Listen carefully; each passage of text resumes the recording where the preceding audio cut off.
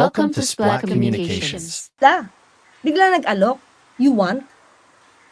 Diba? That's impossible. Diba? Kahit nga sabi ko, post yung buyer, may pera pang bayaran yun. Eto nga, mukhang libre, you want? Kasi hindi pa niya kilala. Hindi man lang binanggit. Ito tingnan nyo mga kaibigan. Let's try to analyze. When Lisa asked her, who are you? It means, hindi pa rin siya nabanggit ni Tony Boy. Kay Lisa. Kung totoo nag-meet ito, i-assume natin yung kwento niya. Hindi pa nabanggit ni Tony Boy kay Lisa na may kasama siya. Diba? Kasi biglang, who are you? Kasi kung sinabi niya, so you're the one who is the company of Tony Boy? Pwedeng ganun hindi, who are you? Siya pa nag-introduce sa sarili niya. Ibig sabihin, hindi siya nabanggit ni Tony Boy kay Lisa. Ain't no land of misinformation, I'm the truth seeker. Cut through the lies like a blade, I'm a fact checker. Splat Communications, the social need to follow. Unmasking fake news, exposing them all tomorrow. I'm on a mission, fighting for the information. No room for deception, it's time for retaliation. Splat Communications, we set the record straight. Real news, no filters, just the facts we dedicate. Fake news spreading like an epidemic outbreak, but I won't back down, I'll be the one to make them choke. Splat Communications, not that relevant until exposing all the lies. Watch it burn in hell. Magandang araw po sa lahat, Wina po ito ng Splat Communications and welcome to our channel. Ngayon po ay mayroon kaming bagong video para sa inyo na sigurado naming kakapulutan ninyo ng bagong impormasyon at kaalaman. Para po sa mga bago pa lang dito sa ating channel, huwag pong kalilimutan na mag-subscribe at mag-follow. Ugaliin din po na i-share ang ating videos para po mapagtulungan natin ang laban sa fake news, misinformation at disinformation. Hit the bell po para lagi pong updated kapag may bago tayong video at higit sa lahat, please don't skip ads. This will go a long way in helping us continue the work that we do. Maraming salamat po. In today's video, ay atin pong ipapakita at ipapaliwanag ang mga walang lohika, sablay at malabnaw na pananalita ng isang nagngangalang Kathy Binag na in-interview sa vlog ng reyna ng fake news na si Maharlika. Sa tulong ng magaling na abogada na si Attorney Claire Castro ay isa sa ilalim sa mistulang rigors ng cross-examination ang mga pahayag ni Binag na pilit iniugnay si Pangulong Marcos Jr. at First Lady Liza Marcos sa paggamit ng pinagbabawal na gamot. Ang link sa full video ni Attorney Claire ay nasa description. Siya. Kaya ko to lang tinitle na The Cross-Examination of Kathy Binag. Para siguro makita rin nila kung magsasagawa sila ng kwento, mas maganda kung mas malinis, di ba? So, ang ipapresent lang natin dito is paano ka nakarating doon sa bahay na yun for you to testify na you witness the incident. Okay. So, start natin. Start natin.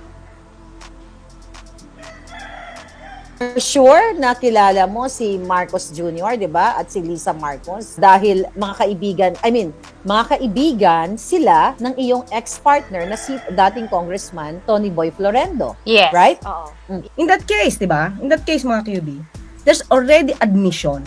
There's already an admission na hindi siya ang kaibigan nila PBBM. Ang kaibigan ay si Tony Boy. Diba? So dito pala lumalabas hindi siya close. There's admission. Ang mas close ay si Tony Boy. So 1 point yun tignan natin. 1 point yan, hindi siya close, hindi siya kaibigan. Si Tony Boy ang kaibigan. Let's go. Yeah. Oo. So, nung inilabas ko ba, Miss Cathy, yung video dito sa LA, napanood mo, di ba? Ano yung unang reaction mo nung nakita mo? Unang-unang reaction ko. Yes. I know na, alam ko naman na they're doing it. You know? 1 point. Tinanong siya about the video. Kung ako yung kalaban na lawyer, I will object. Objection, Your Honor. Anong ground? The witness is not privy to the video. First, question.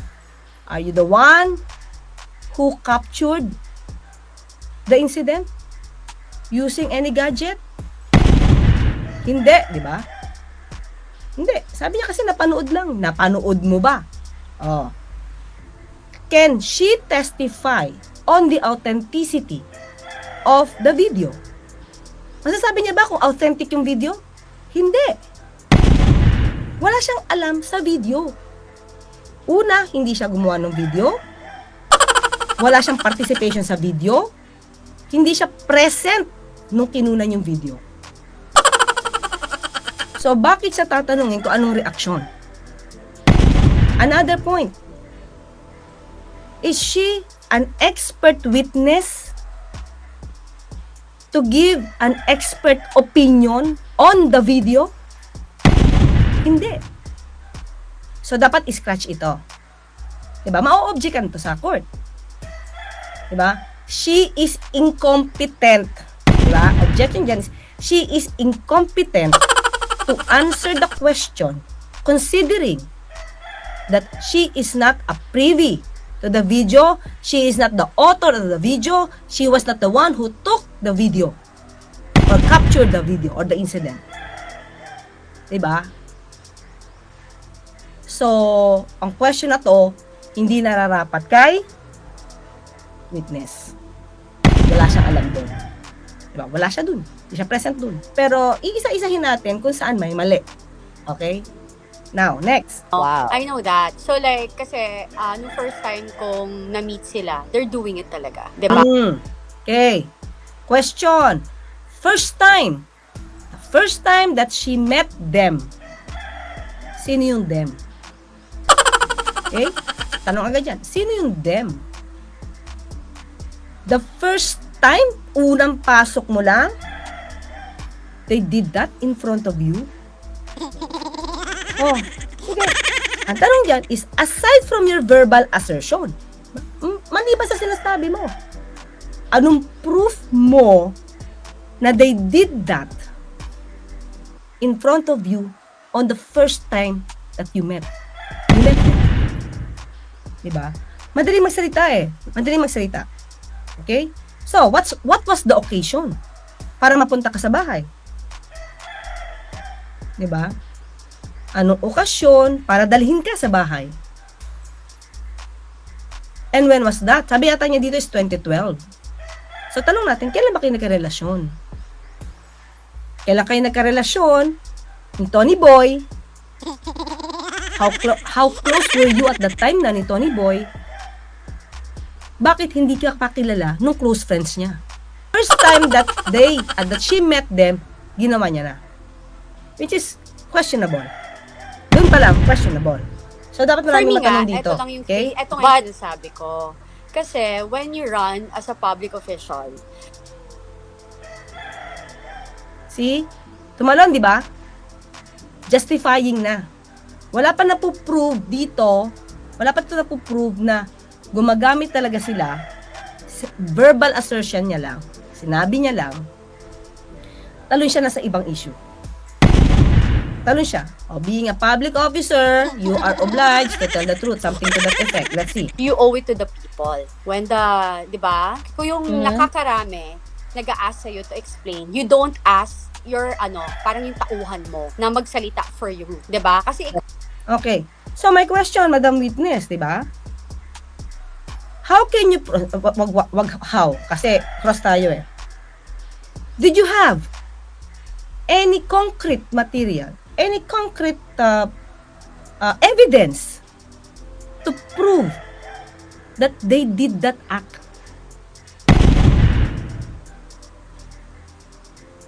Kasi you're already jumping into conclusion that, and you want to present to us that they did that and they are obliged, Tagalogin natin ha, kasi baka yung iba, they are obliged to explain to the people when in fact you have not yet given any concrete evidence that they did the act.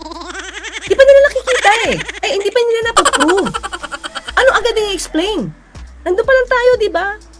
Sabi niya, the first time that she met them, they were doing it. Doon pa lang. Tapos ngayon nag-explain na admit it. I-admit mo na agad. Maglilay pa lang pa tayo ng foundation. We have to lay the foundation. Wala pa tayo sa foundation, no? Nasa conclusion ka na. You have to say sorry. Wala pa tayo sa ebidensya eh. Di ba? So, number one, parang sa akin is, okay, malay mo nga, di ba, na sinasabi mo rin naman yun, Maharlika, malay mo nga, nagbago. Malay mo nga, hindi mo alam, di ba? Malay mo naman, few months, nagbago, whatever. Admit your mistake. Di na, Okay, Madam Witness, again, before the accused, accused tayo kasi dito. Before the accused could say sorry, prove to us na ginawa niya. Yun lang naman kasi, we need evidence. Not just verbal assertion, hindi lang salita. We need evidence na we can say that you're telling the truth. Diba? Yun yung importante. We need evidence. Give us the evidence. What's the evidence, Madam Witness? hindi naman nakakabawas ang pagkatao mo yun eh. 'Di ba? Pero yung you continue to the reason why I am speaking right Continue to lie? Madam Witness, since there's no evidence yet, the witness cannot make a conclusion that the accused is already telling a lie. Wala pa tayong pruweba. Kung ibelta sa'yo yan, Madam Witness, ikaw yung nagsisinungaling, wala kang ebidensya. So yun lang tayo dapat sabi ko nga, dapat malinis. Malinis mong gawin ang kwento. Tumalo na tayo doon sa conclusion Okay? now. I don't like kasi what's happening with VP Sara. I'm not close to everybody. I'm not close. See? Mga ka-UB? Ay mga ka-clear? Talon! Bakit na iba na issue? We're talking about PBBM. We're talking about the using of coke. Patapunta na kay VP Sara. VP Sara is not even she was not even present to the subject incident that you're telling to this honorable court. She has nothing to do with this. Bakit na kay VP Sara na tayo? Tamalon, di ba? Talaga. I'm not close to Vice President Sara Duterte and everything. I don't need anything. I don't have any business with anyone, both sides. So I'm just a simple Filipino citizen na I always speak the truth. This is my own truth. And Tell us, Madam Witness, tell us the truth that you're telling before this honorable court. And before you can say that you're telling the truth, give us the evidence. What's your evidence? Diba? To convince us that you're telling the truth, what's your evidence? nila yan na, they can say anything to me. I'm not scared kasi I'm telling the truth. And kapag nagsasabi ka ng totoo at saka pagkakampi mo ang Diyos, walang mangyayari. Siyempre, lahat naman tayo sabihin, kakampi tayo ng Diyos. Kakampi natin ang Diyos sa katotohanan. Diba? Lahat naman tayo kahit yung kliyente ko, yung mga accused. Diba? Kakampi rin sila ng Diyos. So that's why we're asking you to prove your point. Prove. We need the evidence. Diba? Hindi natin pwede sabihin sa court na kakampi ko ang Diyos. I'm telling the truth. Hindi yun tatanggapin ng court. What we need is concrete evidence. Alam mo yon. So, ako, parang sa akin lang is, yung nakita ko kasi, na sobra na. Di ba parang for me, kasi I experienced it nabully rin kasi nila ako. O yun. Sa Madam Witness, that's your reason for testifying against the accused because you're nursing grudges against them. Diba? So you admitted that you were bullied by these people, the people you are now accusing of using coke. So, alam niyo mga ka-clear, pag nagko-cross-examine ka, talagang pinapalabas namin minsan, ano ang motibo mo to tell those things?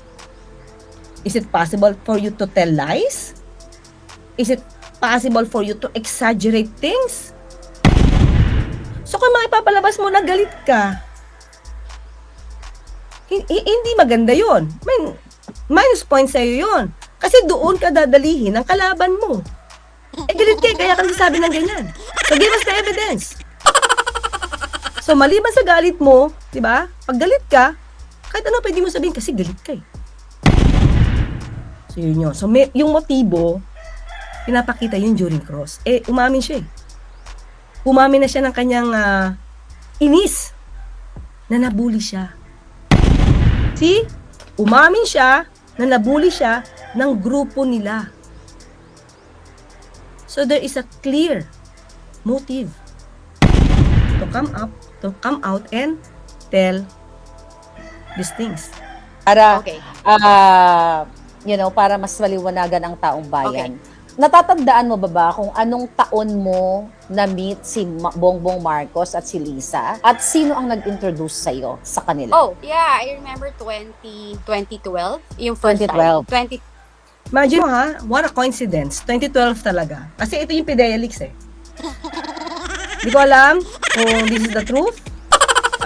Kasi, she has to prove to us. Diba? She has to prove to the court. Oh, this is our picture. Way back 2012. Diba? Oh, this is the first time that I met them.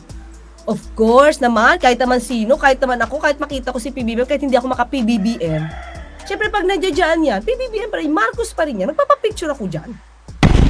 Diba? Proud ako, papapicture ako. Syempre, makakalimutan ko ba yung date nun? First time akong dali ng boyfriend ko sa mga Marcoses? Hindi ka ba magiging proud nun? Siyempre, magiging proud ka. Picture ka. Hindi mo yung makakalimutan. First time. Yung first time, di yun nakakalimutan. Especially kung napakahalaga nun. Importante yun. Imagine mo ha, boyfriend mo. Pinakilala ka sa mga close niyang kabarkada, di ba yun? Hindi ba overwhelming yun? Overwhelming yun. Di ba? Saka bakit noon ka lang pinakilala? Gano'n na ba kayo katagal? Ibig sabihin, bago lang kayo noong 2012? Anong buwan to? Sabi pa nga niya dito, 2012 or 2013. So, like, in their house, din lang ako ni Tony Boy sa bahay nila. Yeah. Sa Forbes Park, sa Nara Street. Yeah, sa bahay nila. Yes. Siyempre, kung ako ang lawyer niyan, mag-object ako. Coaching the witness. Sinabi lang bahay eh. Hindi naman niya sinabing kung saan. Diba? Hindi lang naman isang bahay ni PBBM. Alam ko nga, meron sa Nueva Ecija yata. Diba? O, meron pa siya sa Ilocos. San Juan. O bakit ano? Bakit na-guide? Bakit na-coach? Diba? Siyempre, pag ganyan ako, sabi ko, Your Honor, can you ask the counsel? It is requested, Your Honor, we move that the counsel for or the prosecutor be reprimanded for coaching the witness. Yan, ilalagay yun sa ano. Ino-note yun. Bakit? Kailangan ko i-point yun. Kino-coach niya eh. Diba? Kino-coach niya. First time Alam mo, 2012 okay. or 20. Basta 2012, 2013. See? Madam Witness, is it not important to you to recall, to remember that date, the first time that you would meet, diba? The Marcoses, the close friends of your boyfriend? Siyempre, ano yun? Ibang araw yun. Kakaiba yun. Nalagay ko pa ngayon sa diary ko kung tutusin. First time. Pa-picture talaga ako dun. Diba? Ganun yun. Yan. Pero I think 2012 yan. How can you not remember? 2012 or 2013? O dapat mag-coincide sa 2012 para sa Pidea Leaks? Memorable pala ng year 2012. Kasi See? Again, objection, Your Honor. The witness said, it's either 2012 or 2013. But the counsel seems to be coaching the witness. It's so memorable. Sabi niya, memorable pala yung 2012 eh. Diba? Duda nga si diba, the witness. Duda siya kung 2012 or 2013. kung napasubaybayan mo yung Pidea Leaks, di ba? Doon sa pre-op at auto-op ni Agent Morales na si Marcos Jr. ay Diba? Dito mga kayubi ano lang tayo, comment lang ako dito. Kino-connect niya talaga yung year ng 2012 sa Pidea Leaks. See? Kikita mo yung ano yung gusto kong i-lead doon sa taon na yon. Okay? Nagpupulburon kasama si Maricel. 2012 yon, Mark. Oh. There's no basis that Maricel was using coke. But in this, di ba? In this scenario, conclusive na. As if. Wala nga napatunayan, di ba, dun sa ano? Wala napatunayan. Sa Senado. So we should not be conclusive. It would be unfair for that person na in-involve mo. Di ba? Sure. So, natatandaan mo pa ba? Kunyari lang, madam, ha, nasa korte tayo. Mayroon pala. Natatandaan mo pa ba, Miss Cathy, na kung anong buwan ka ipinakilala o dinala ng iyong ex-partner, Tony Boy Florendo, sa Forbes Park sa bahay ni Marcos Jr. at ni Liza? To be honest, hindi. Kasi, Hindi mo na matandaan. ano, Oh, see? Madam Witness. Does it mean that such date, that particular moment when you first met the Marcoses, that is not memorable? Hindi natandaan eh. Why that very specific time when you said that the first time that you saw them using the coke, detalyado ka. But when it comes to the date, that's important. You forgot. nung pumunta kami, in-invite daw, ganyan. So, we went. So, alam mo yon. So, nandun yung mga friends, di ba? So, dun ko na first na-meet yung sila, si President Bongbong, then the wife. Pero, hindi ko agad na-meet. Kasi, Okay? May contradiction, di ba? May contradiction na. That's the first time that I met them, pero hindi ko agad sila na-meet. So, let's see, saan yung twist dito? Hindi ko agad sila na-meet. So, in other words, pagdating niya sa bahay, she was not yet introduced. Di pa niya nakita. Di pa niya nakilala. pagdating ko, nawiwiwi na ako. Okay? Sabi ko, Naliliwi ka? oo, so I need to, kailangan ko magbanyo. Please, God. So sabi ko, Tony Boy, kailangan ko magbanyo. Naiina talaga ako. So, Okay. sabi niya, okay. So parang, I think he asked some, I don't know kung umalis siya sandali, tapos biglang ginay. Okay. Madam Witness, again, you forgot that instance when you were about to go to the restroom. You forgot if he accompanied you. Diba? Parang, syempre matatanda mo yun, diba? First time mo nga kasi. Di mo alam kung saan yung restroom, diba? Di mo alam kung saan yung bahay. So ngayon, di mo alam kung sinamahan ka ba o hindi. Di ba malalaman mo kung naligaw ka kasi first time mo, makikita mo, matatanda mo kung naligaw ka ba o hindi ka naligaw kasi sinamahan ka ni Tony Boy. Ba't nakalimutan mo agad? Ba't nakalimutan mo na kung 2012 yan? Memorable pa rin yun. For me posible kasi pag first time mo sa bahay, alam mo nawiwi ka. Oh, sino nagsama sa akin doon? Kalimutan mo ba yun? Niya ako. Tapos nagsitar ako. So paglabas ko, wala siya. So parang saan ako pupunta? So then nakita ako, naglalak. So, di ba? She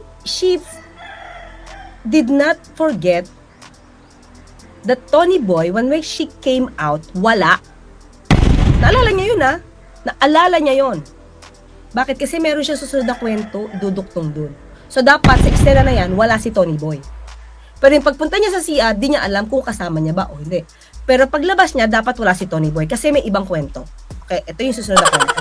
Si First Lady, papunta. Ayun. Nakita niya ako. Tapos sabi niya sa akin, So, sa kwento, dapat wala si Tony Boy kasi ang masasalubong niya, si First Lady. Yun dapat ang mangyaring senaryo. sabi niya sa akin, hi! Sabi niya, who are you? Sabi ko, hi, hello. Sabi ko, I'm Cathy. I'm with Tony Boy. Sabi niya, oh, okay. Sabi niya. Tapos Remember mga ka-clear, they were not yet properly introduced. So, Liza Araneta was not aware who she is. Diba? Kahit sabihin mo, I'm with Tony Boy, it doesn't mean kung girlfriend ka ba o secretary ka. Because they were not yet properly introduced. So, how can Liza assume na you're close to Tony Boy? Sinabi mo lang, I'm with Tony Boy.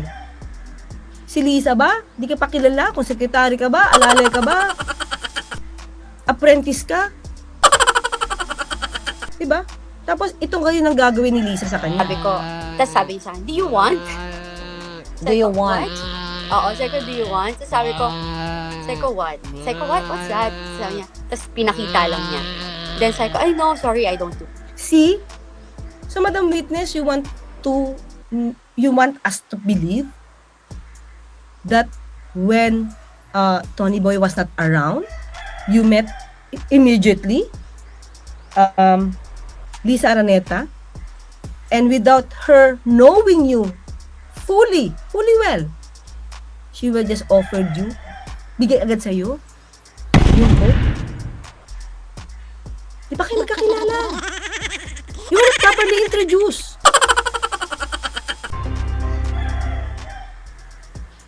Upang kategorikal na pabulaanan ang mga pahayag ni Cathy Binag, mahalaga pong isaalang-alang ang mga sumusunod na punto.